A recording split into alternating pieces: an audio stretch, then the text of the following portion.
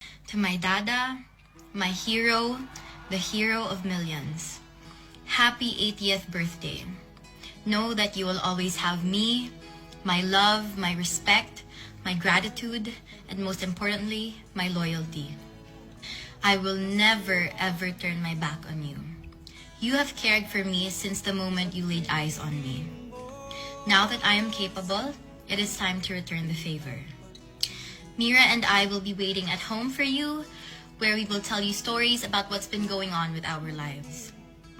I am living my life every day for you, and I am doing the best I can to commit to the promise I made to you.